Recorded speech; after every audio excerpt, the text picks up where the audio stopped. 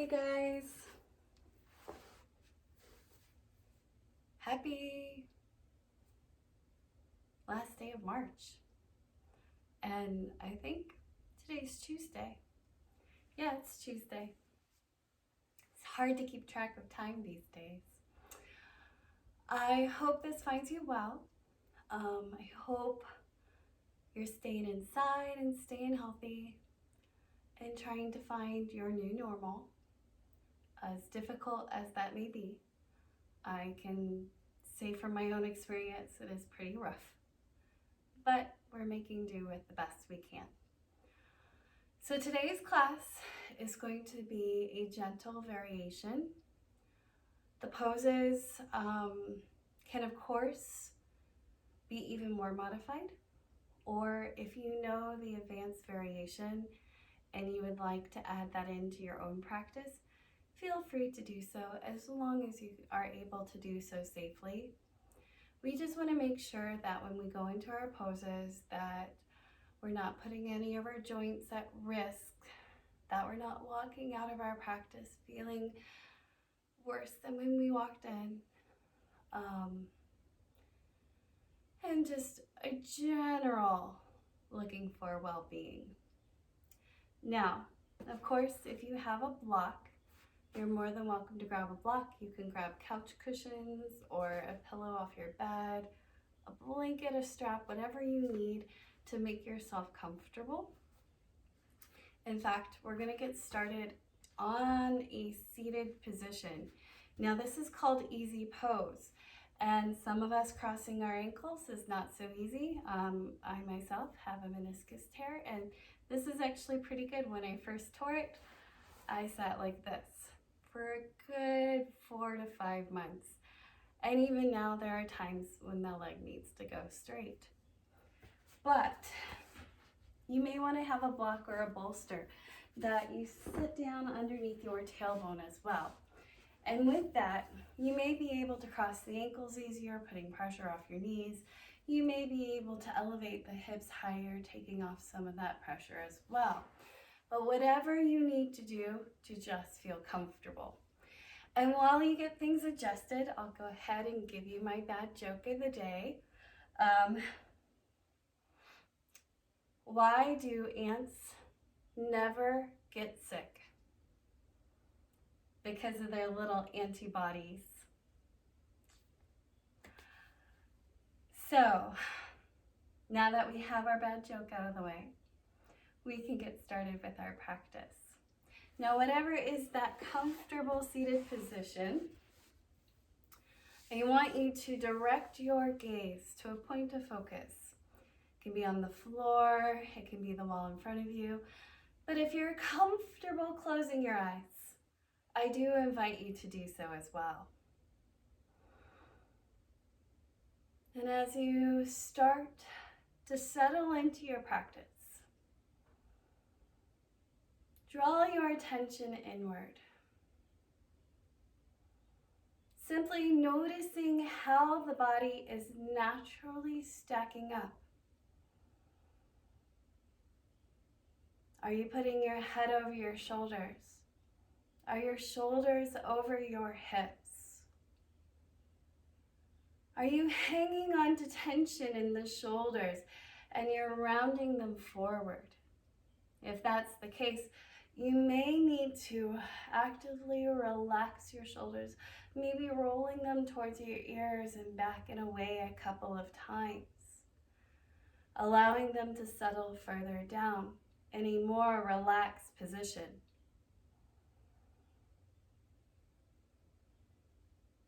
Then start to notice your breath. What is your natural breathing pattern today? We're not judging or criticizing. We're simply noticing,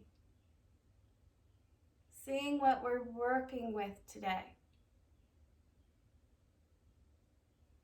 If you're anxious, maybe tense, the world has certainly given us enough to hold on to. you may be taking a shortened breath. You may be only partially filling up your lungs and definitely not filling up your belly. If that's the case, gently remind yourself that it's okay to take a full breath once again. And as you breathe in deeply through the nose, feeling that chest rise with fullness, then the belly rise. Maybe letting that breath, that fullness of breath, linger for a second or two. Then exhale slowly, completely, emptying the body of breath. But don't rush the inhale, letting the body hold on to that emptiness for just a second or two, before then returning to that deep breath in. Now repeating that cycle, you may find a counting breath is a type of breath that allows you to fully relax into that really deep breathing. And as you breathe in, say for the count of 1, 2, 3, 4. Pause here for 1, 2. Then exhale for 1, 2, 3, and 4. Holding on to that emptiness for 1, 2. Then inhale for 1, 2, 3, 4. Pause for 1, 2. Exhale for 1, 2, 3, 4. Pause. 1, 2. Now continuing that deep breathing on your own. Maybe you continue with the count, or maybe you transfer to a type of breath you're comfortable with. But whatever type of breathing you have, creating that muscle memory of breath. It's something that will allow us to stay in poses that are challenging or uncomfortable today.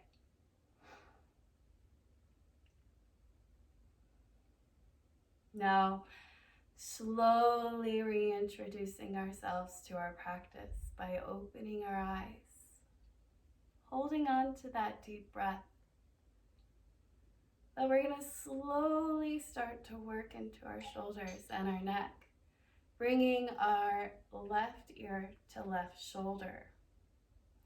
Now, depending on how tense you are, how you slept, can all affect that tension lingering in the neck. If you're comfortable to do so and you would like to reach the right hand to the floor, you may do so. Or you can take the left hand behind you, holding onto the wrist, drawing the arm longer and further away from the body. Now, if you encounter tightness, try not to hold on to that breath. Allow the body to relax, maybe letting go of some of that tension. Now, as you continue to breathe, we can lift the gaze and rotate it over towards the left side, your chin working towards shoulder or chest.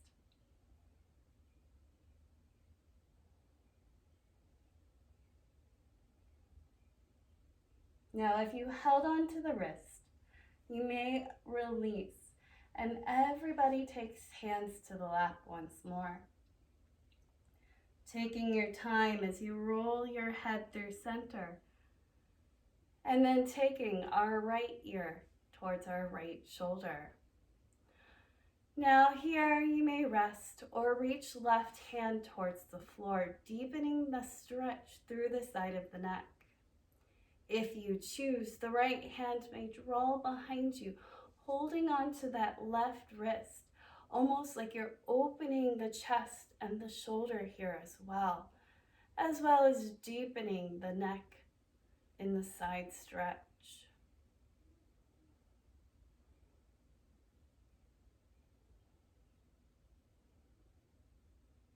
Now lifting the head and rotating the gaze over towards the right side, working your chin towards shoulder or chest.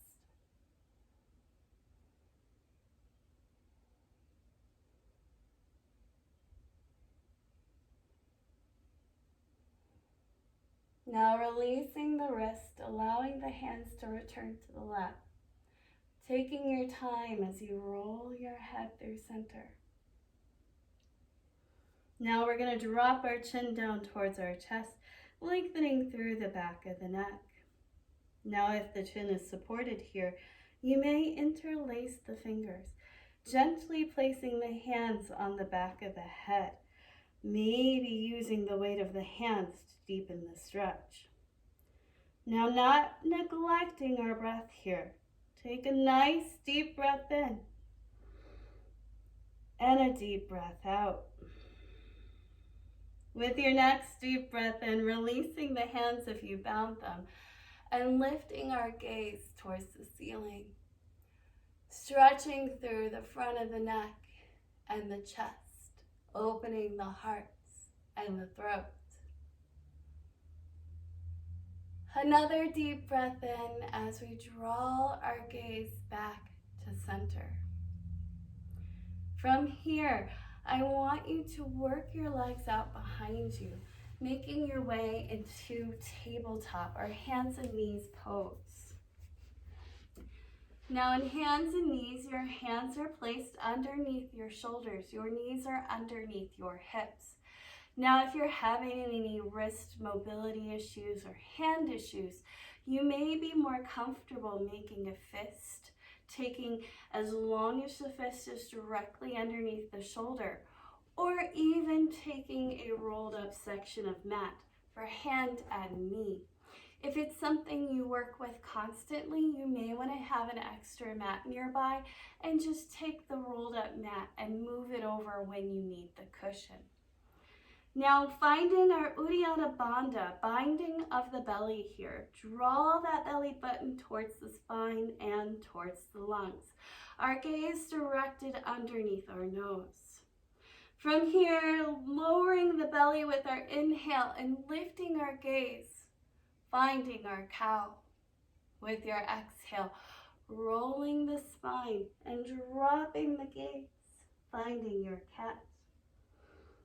Continuing to flow between the two poses, aligning one breath with movement or a vinyasa flow. Now, as you continue to move between the two poses, taking advantage of the entire breath to move or transition, making an ever-flowing or ever-moving pose. But if one pose does not feel better than the other or actually hurts today, know that you may skip the pose entirely, taking an extended cat or extended cow.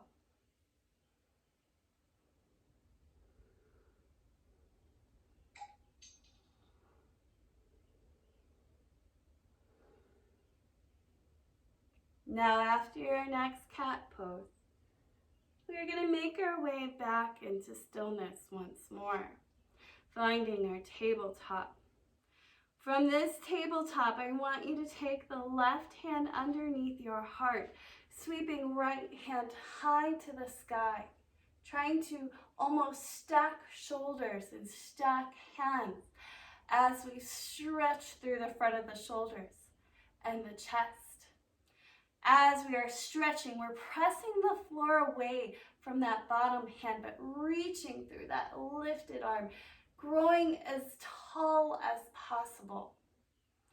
Then sweeping that arm underneath the body, gently lowering down to right shoulder and right cheek, finding your thread the needle. Your left hand may come out to the side, that 90-degree angle, a supportive stance. But if you're comfortable here, walking that arm overhead, maybe eventually resting the bicep on the ear as you stretch the arm overhead. A third option here is a half bind, draping that left arm across the low back, reaching towards the right thigh.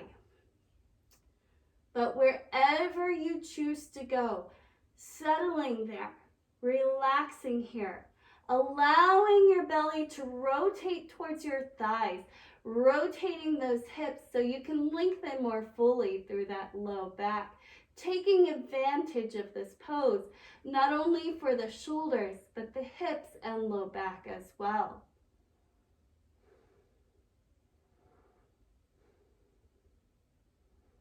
Once we're here, releasing that left hand back to the side, using it to brace you and gently guide you back into your tabletop pose once more.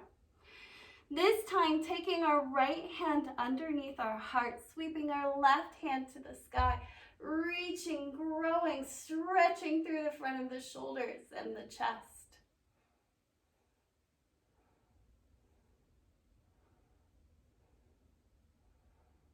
Then sweeping that arm underneath the body, threading the needle on the left side, gently lowering to left cheek, left shoulder, right hand may come to the side.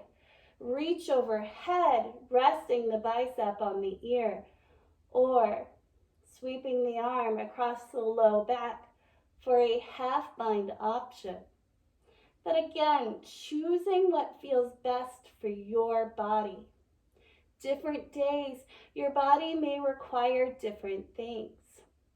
Everything from what you ate and drank to how you slept, what kind of stress you're under, can all affect your body physically.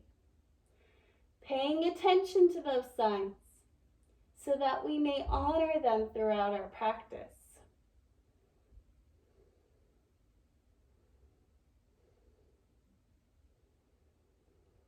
Now to come out of this pose, gently release that right hand back to the side, using the right hand to guide you back into tabletop position. From here, walking our hands forward, a modified plank, shifting our hips forward enough. We're not locking out our elbows and our hands are still underneath our shoulders. Our core is tight, almost like you're hollowing out the belly here to keep that low back engaged. Exhale, bending at the elbows, lowering all the way down to your belly. Once you're here, I want you to reach through your big toes to the wall behind you. Engage through the tops of the thighs. We're going to make our way into our baby cobra. So we'll just lift the head a little bit. The gaze comes out in front of you, maybe 6 inches or a little bit more. Now, once you're here, are your elbows hugged into your ribs? If they're hugged into the ribs and you're feeling pain, I want you to widen your hands. But I would like for you to also try lifting your hands off the earth. And if you lifted your hands and your head came down, you're relying on your shoulders to hold you up and not your core. I want your core to be strong. So lower your hands back down and remember to keep that belly tight. Lowering down our head here, we took a longer baby cobra. So to counteract that, press through the hands, shift through our tabletop, taking your hips behind you to a child's pose or puppy dog, allowing your hips to work towards your heels, but letting your big toes touch whether your knees are together or apart. Your forehead is resting on the earth and your arms are extending overhead, stretching deeply through that side body. Another deep breath in as we gently rise back into our tabletop. From here, stepping our right foot forward, taking it between the hands, setting up for our modified crescent lunge. Your knee will be stacked directly over the ankle, but if that's too far forward and your hips don't allow, bring your knee back a little bit and just come up a little bit higher in the pose, or even use a block here to rest your hands on. Once you're in your modified crescent lunge, we're going to slowly try to bring our chest up. Maybe one hand to knee, maybe both hands to knee. Hands can come to heart center even, or cactusing the arms, elbows at shoulder level, and hands, palms face forward.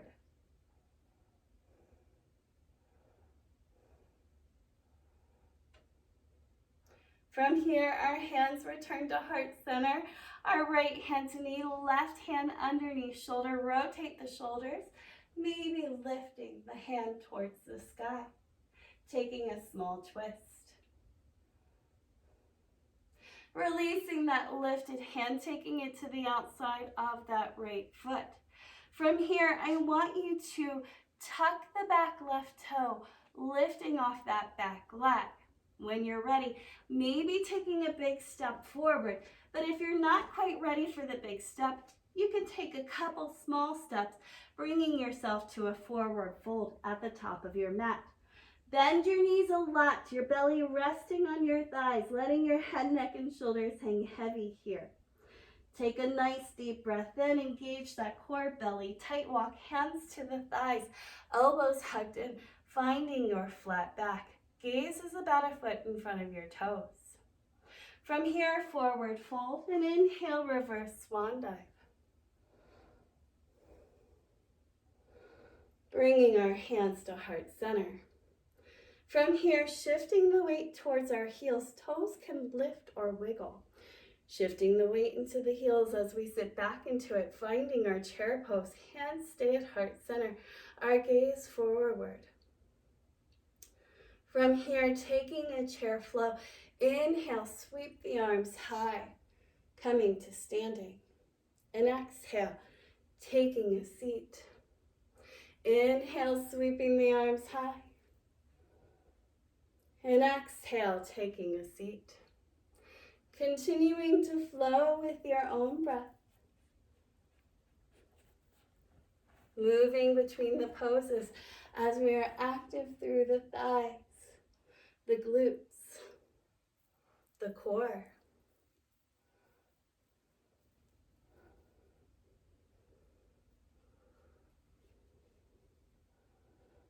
One more flow, we'll meet back in our chair pose. Your hands can remain at heart center. You may reach the arms forward if you have shoulder issues, or reach the arms high. Another deep breath in, maybe sit a little lower. Then inhale, rise. Exhale, hands to heart center. If you have no neck or back issues, you're more than welcome to lift your gaze here. And then exhale, bend at the knees, bow down. You can always brace your hands on your legs, walking your hands gently to the floor as needed. Forward fold. From here, stepping back with our right foot, gently lowering down to that back knee. Here we're working into our modified crescent lunge on the left side. So making sure the left knee is stacked over the ankle, maybe slightly behind if you need your block here, using your block. But once you settle in, and of course you can always deepen the pose by extending the back leg longer, reaching through that back big toe. But when you're ready, working one hand to the knee, maybe your second hand to knee, maybe your head stays forward, maybe lifted and stacked. Or releasing hands to heart center, or cactusing the arms.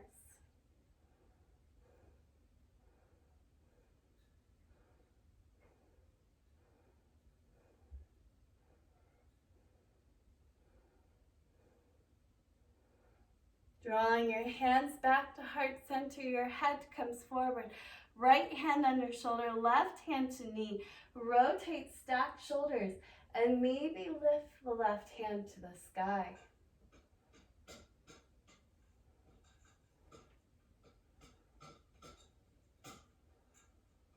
Lowering the hand to the outside of the foot, gently bringing that knee back behind us, returning to our tabletop pose once more. Again, you are more than welcome to cat and cow here. You can shift your hips side to side. You can circle the shoulders. Whatever movement allows you to release and relax the core, taking a moment. You'll have to excuse the background noise. That's my cat begging for its dinner, scratching his empty bowl. Things you don't control when you are in your home environment, animals and children. But once we're back in our tabletop pose and finding stillness once more, I want you to go ahead and tuck your toes and lift your hips, finding a down dog. Now here, your knees can be bent, your heels can be lifted, but I want you to press far enough that your arms are hugging your ears and your gaze is on the back wall. We're not going to be here for too long, but if you want to walk your dog by bending through one knee and lengthening through the other, you can do so. But bringing yourself back into stillness, equal weight between hands and feet, right and left. Inhale, slowly start to walk the feet forward, making your way into a forward fold once again, feet underneath the hips. Inhale, flat back, hands on the thighs, elbows hugged in. Arms can always go long as needed as well, but again, not compromising the position of the low back to do so. Exhale, forward fold, and inhale, reverse swan dive. Exhale, hands to heart center. From here, making our way into our mountain pose. We are going to find our balance pose now. Now, in your balance pose, you may feel more comfortable stepping off your mat or even walking over to a shelf or a wall. Just something to have a fingertips distance so that you may have something to lean on if your balance is feeling a little bit off today. But we will work with our knee hold. Option to take a twist. Now, of course, twisting is not something that everybody may feel comfortable with today, and it is up to you to decide what your body will work with today. I will offer it, but think of it as like a train stop or a train station. You can get off at whatever stop you need today. Now we will begin with our left leg being the weight-bearing leg. So a gentle bend of the knee, shifting the weight onto that foot. We are going to lift through the right knee. Now, of course, if you cannot bring that knee high enough and you would rather take a tree pose here, you may take a tree pose instead. It's bringing the foot to the calf or kickstand the toe on the floor. But if you're holding onto the knee, you're going to extend the left arm out to the side. The arm is going to be shoulder level, palm up, so you're not shrugging your shoulders and throwing off your balance.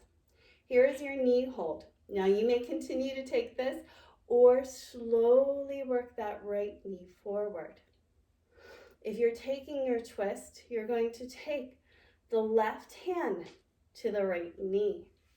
You're going to then reach the right arm by the ear and then rotate to reach behind you, belly, then chest, then hand, maybe gaze.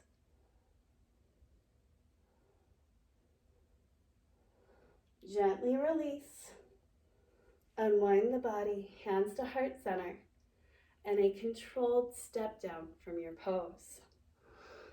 Taking a nice deep breath in and deep breath out before we work to the other side. Now, taking the weight into that right foot Gentle bend of that knee.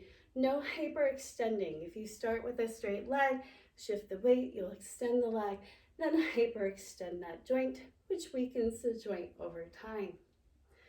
From here, if you're taking your tree, you'll rotate the knee, kickstand the heel. If you are taking your knee hold, you'll lift through the left knee, hooking the knee with the hand. The right arm will extend out to the side, shoulder level, palm up. This is your knee hold. You may remain here or take the knee forward if you're taking the twist. If you're taking the twist, transferring the right hand to the left knee, left arm by the ear.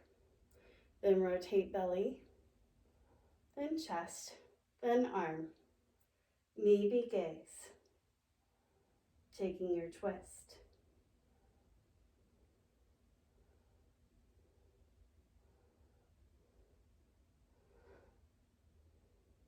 Bringing yourself back to center, hands to heart center, and a controlled step down from the pose. Once you're here, your arms come by your side, finding your mountain pose. Palms face forward.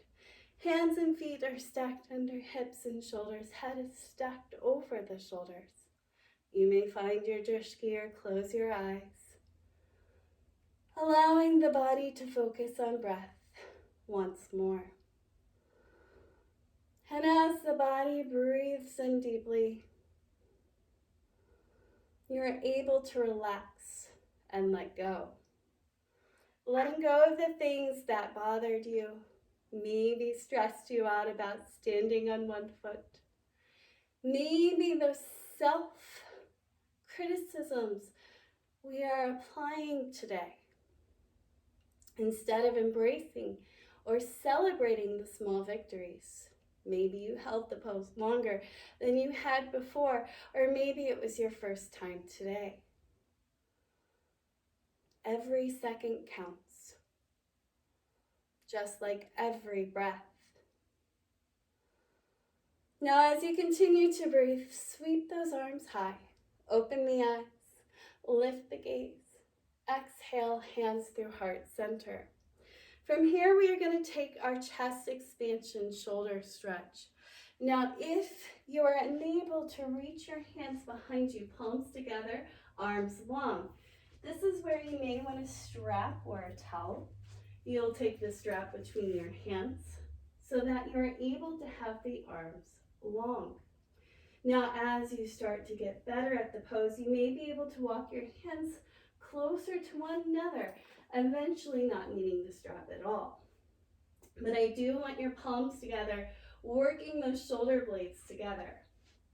Then we are going to take a forward fold with the bind of the hands. So making sure we're not locking out our knees. We're going to hinge forward where the hips meet the thighs, bringing our belly to the thighs. You can have a really big bend here. We need the support. Then once you're in your forward fold, allow the arms to rise off your back. Maybe they lift a little, maybe they lift a lot, but we're opening our chest here. Now, the goal here is not to let the arms fall apart or bend at the elbows to lift higher. We want to keep our palms together as much as possible, as well as keep the arms straight. Now, don't forget to breathe here. We need the oxygen for this pose. Gently releasing our hands to our low back, allowing our hands to return to the floor. Here you may take a ragdoll, slightly widening your feet wider than hips distance, and bring hands to opposite elbows and just gently shifting weight from one foot to the other, creating a small sway. Now, if it's uncomfortable to hold onto the arms, you can let the arms just kind of drag side to side. I've heard that one referred to as elephant trunk. But making your way back into stillness. Allow your hands to return to the floor. Bring your knee down to the mat. Once you're back in hands and knees pose, we're going to walk our hands back to the legs. coming into a kneeling position. Now in this kneeling position, we are going to find our gate pose.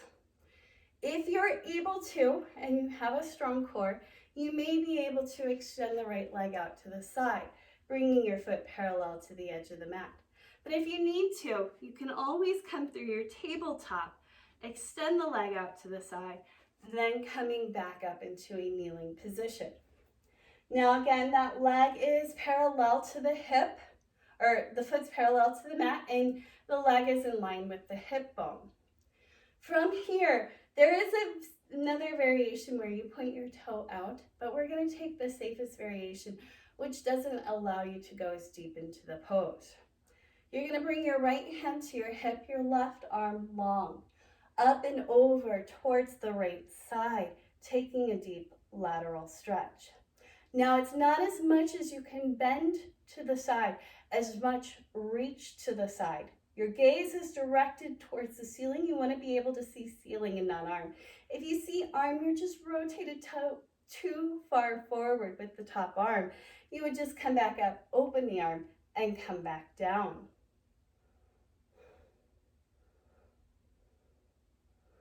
Making your way back out of this pose, bringing your hand to your hip, maybe a control bringing the knee back here, or working through your tabletop to bring the knee back.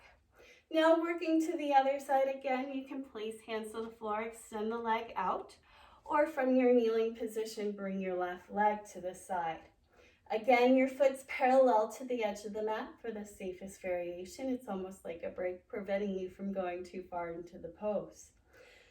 With your left hand on your hip, your right arm long up and over now towards the left side. Again, keeping your gaze at the ceiling.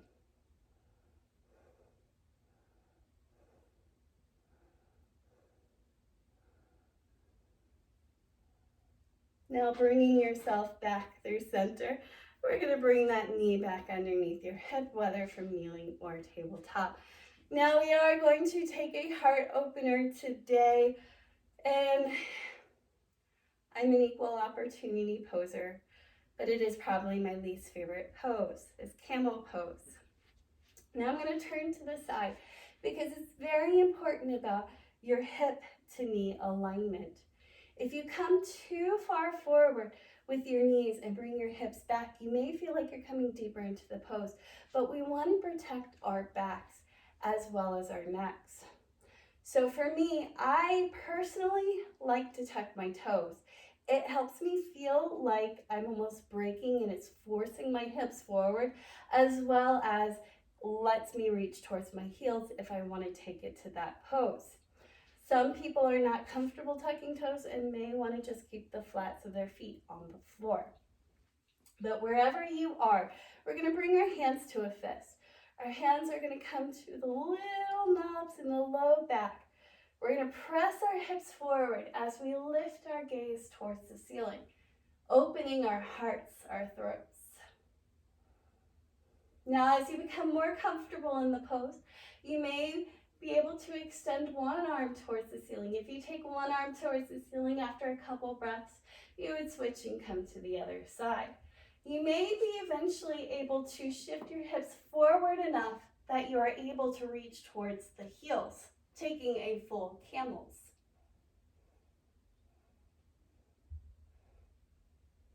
But after a few breaths, bringing yourself back up into kneeling. Then coming back down to hands and knees. Maybe a cat and cow here just to release it side to side. Taking a deep breath, thankful that we are done with that pose if you're me. And then from here, taking a seat on your mat.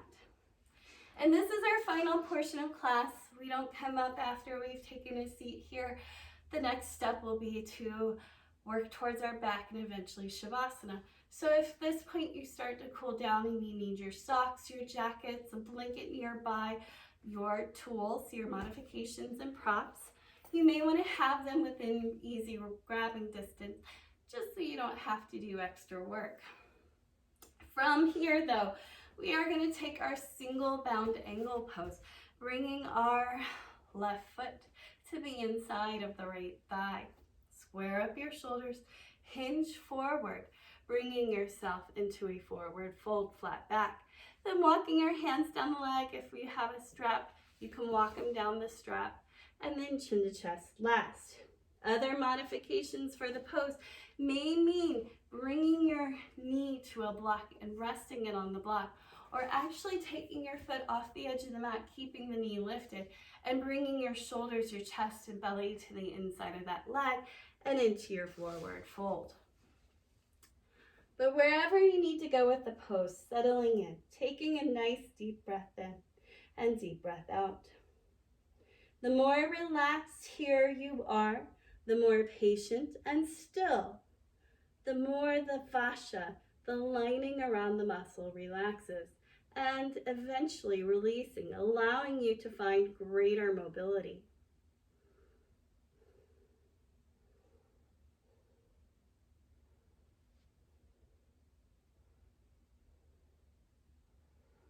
Bringing yourself back up into seated, and then allowing the left leg to go long and the right foot to come to the inside of the leg. Flexing now that left foot, squaring up your shoulders, taking the modifications where you need them to allow your body to work best in the pose.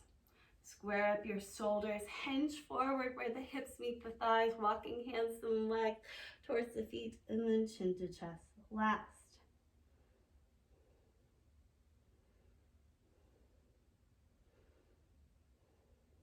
Focusing on deep breathing here, especially when you're tight or if something's a little bit tender, you may be inclined to hold your breath. If you hold your breath, you put your body in fight or flight mode, encouraging the adrenaline systems to take over, the cortisol, the stress hormones, all of them to elevate and cause the body strain or stress, making the pose more uncomfortable. Now gently releasing, bringing yourself back up into seated and drawing our right leg along beside the left. We're going to take our seated staff pose, hinging forward, flat back, walking our hands down the legs, down the strap, towards the feet, and then chin to chest is last.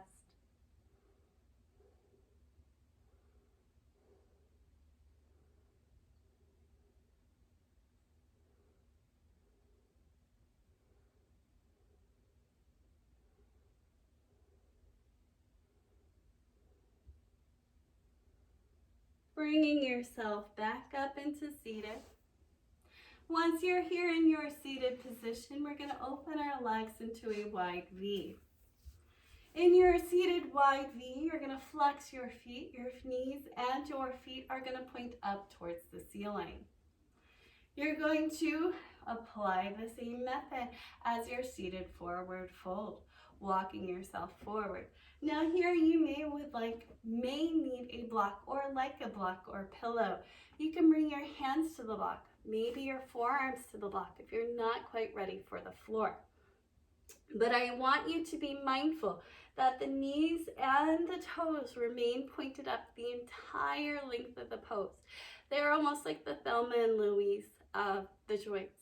Without where one goes, the other must always follow, or bad things happen. Now, as you ease into this pose, think of where you begin is not how you finish. But I don't want any bouncing in the stretches. You're going to transition slowly, so you'll get comfortable in a spot and then maybe sink a little bit deeper. We actually call that a sinking breath or an exhaling breath, where you inhale, hold the pose, and exhale, see if you can bring yourself a little further. Inhale, pause, getting comfortable in this new position, and then exhale, bringing yourself a little bit more. You would apply that 3 to 5 times, trying to find the fullness of depth in the pose for you.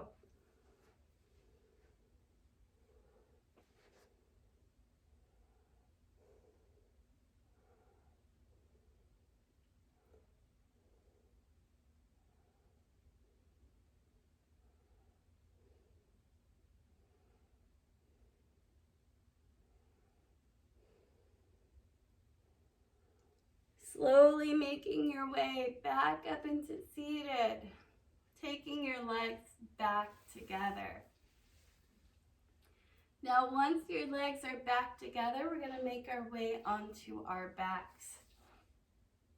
Now you can do the yogi roll down. That's a little bit of extra core work for you. We are going to do our core work on our backs today. In the yogi roll down, you simply bend the legs. Your hands can come behind the thighs or unsupported, and bring yourself down one vertebrae at a time. Now you're using those belly muscles to slow down that descent. And then once you're on your back, we are going to slowly walk those feet in. Once your feet are walked in, we're going to bring our legs to that 90-degree angle. Almost like your feet are up on the sofa. Like when you're a kid and you're watching the Saturday morning cartoons. Now once you're here, you're already going to feel those lower abdominal muscles engage. Those are supporting the muscles to hold the legs in this position. Maybe this is where you stay today. Or you can work with your toe taps. From here, maybe gently touching the left toe. But we're not slamming it on the floor. We're lightly brushing it. It's a controlled movement and bringing it back up. From here, the right toe. And bring it back up. The left toe for 3. The right toe for 3. The left toe for 2. The right toe for 2. The left toe for 1. The right toe for 1. Holding it here or maybe tapping both toes for 4. Bring it back. Tapping both toes for 3. Bring it back. We're keeping that angle as you go. Tapping both toes for 2. Tapping both toes for 1. Coming back. From here, allow the feet to return to the floor. Now we're going to take our yogi sit-ups. Yogi sit-ups are not crunches. We are not crunching the belly. We're trying to keep our back as flat and straight as possible. If your hands can come behind the head, elbows wide, and the shoulders allow, you may bring them here. Otherwise, you can have your hands on your chest or crossing your arms across your chest like a hug. But if your hands are behind your head, you're not pulling or tugging on your head. They are simply a guide, preventing your head from going behind your shoulders. From here, you're also keeping your gaze on the ceiling and your chin lifted off your chest the entire time.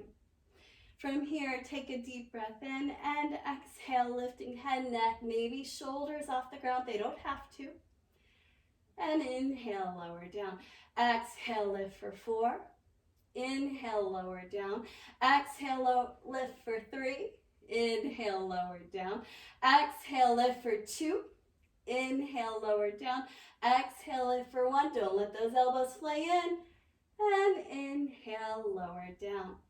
From here, your hands are going to come alongside your body, your palms down, setting up for your bridge pose. Walk your feet in as close to your body as possible. Your heels and your knees hips distance apart. Once again, your gaze stays firmly planted on that ceiling. You don't turn side to side or you risk injuring the neck. From here, take a nice deep breath in, press with the feet, your hips rise. Your thighs are engaged, preventing your knees from splaying out to the side. Maybe lift a little higher, holding your bridge for 5, 4, 3, 2, and 1. Rolling down one vertebrae at a time until your hips are on the floor. Once your hips are on the floor, you may allow the soles of your feet to touch your knees to fall out wide for your Siddha Baddha Konasana, your laying double bound angle pose. Or you may modify by walking your feet out to the edge of the mat and knocking your knees together. But wherever you settle, maybe taking your arms out to a T or cactusing your arms here, allowing the front of the shoulders and the chest to stretch out as well as the hips here. Just deepening that breath.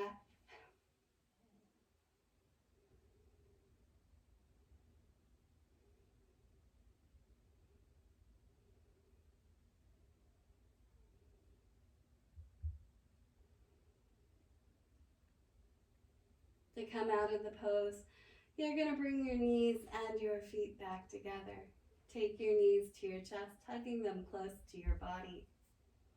Then you can rock gently the knees side to side. If you're comfortable circling the knees here, you may do so. Taking them first in one direction and gently reversing the circle if you decided to circle them so that we can work evenly through both sides. Coming back into stillness once more, you can allow the soles of your feet to return to the floor. From here, we're going to take our lying spinal twist. You're going to almost use your feet to lift your hips, transferring them over to the left side, your knees to the left. Now, from here, stacking knees and stacking hips. If you need to take a pillow or a block between your knees to make it more comfortable, you can do so. And if you have low back issues, you may want to pull the knees closer to the body. But we are going to take our gaze towards the ceiling or over that right shoulder. You can extend the right arm out to the side, helping to deepen the twist throughout the entire length of the spine. And then just breathe. In fact, the more you relax your belly here, the deeper you can make the pose. And we're all looking opposite directions anyway, so we can't really see how your belly's hanging out. So let it all hang out. Be comfortable here.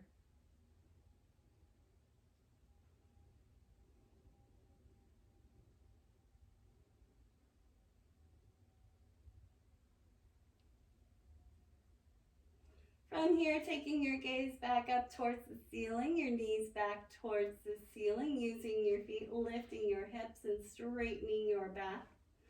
We're going to work to the other side, so using your feet to then shift it over to the right hips, your knees to the right side, your gaze to the left, maybe extending your left arm out to the side.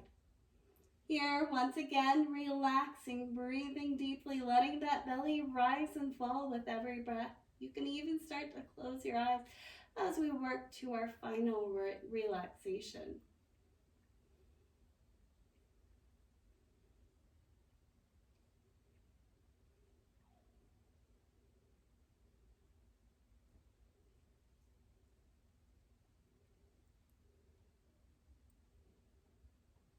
Gently releasing, bringing your gaze back to center, your arms back to center, and your knees, using your feet to lift your hips and straighten your back. From here, we are going to take our legs up a wall pose. Now, you can simply extend your legs towards the ceiling, but it may feel really good to take a block or a pillow to lift your hips, or even take your legs to a wall since you have walls available to you here. But if you're using a block or a pillow, you're going to come almost through a bridge pose, lower your hips onto the block or the pillow, and then extend the legs towards the ceiling. Again, if you have a wall and you want to take your feet, placing them against the wall, that may be more comfortable for you. But as you make your way into legs up a wall, a very gentle inversion, we are actually inverting our feet higher than our heart. And in yoga, we believe that that allows the body to really relax, taking some of that pressure, gravitational pressure, off the cardiovascular system from the feet and the legs. So as you start to relax more, you may notice you can close your eyes and deepen your breath.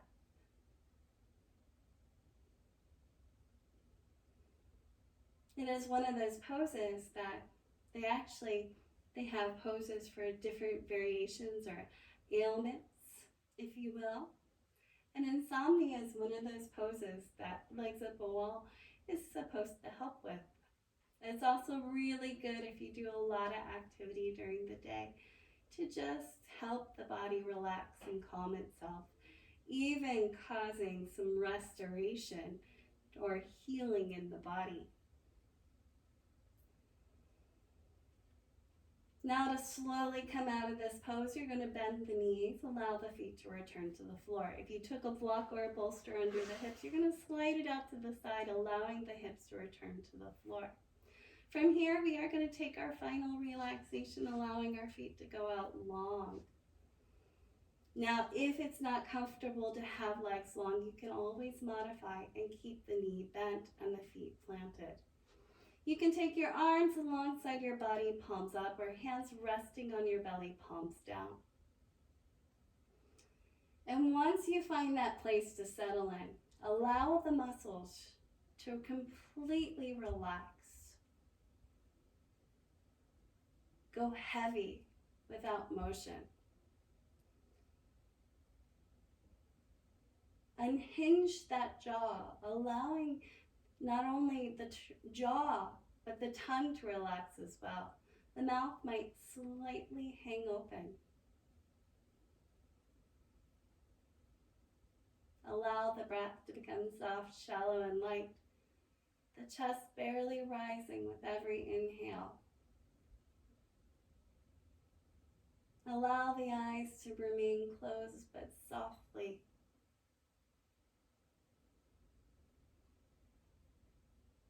And last but not least is the mind. Allowing it to remain here on your mats. And letting thoughts come and go as you find your final relaxation, your Shavasana.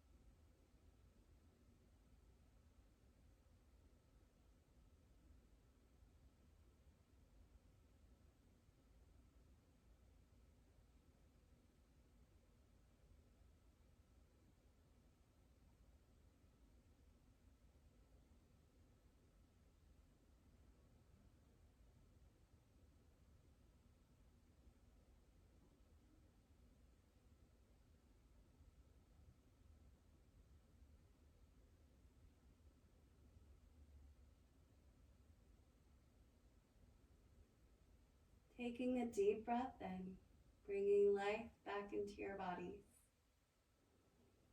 And with another deep breath in, you can start to wiggle your fingers and your toes, rolling your wrists and your ankles. And when you're ready, making your way over to your right side, maybe cradling your head with your arm like a pillow. As you pause here for just a second.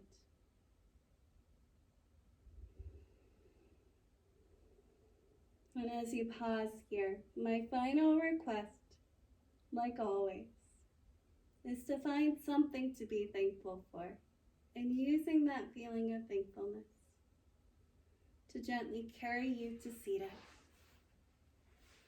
And when you make your way to seated, whatever's comfortable for you, your hands to heart center, your eyes remain closed. I leave you with my final thought of the day. And today is just a reminder. In these times of stress, in this first time experience for many of us, remember, be gentle with yourself. You're doing the best that you can. With that, what really roughly translates is the light in me sees and respects the light in you. Namaste. Thank you guys for sharing your practice with me tonight. I hope that you guys are all staying healthy, and I'll see you next time. Bye.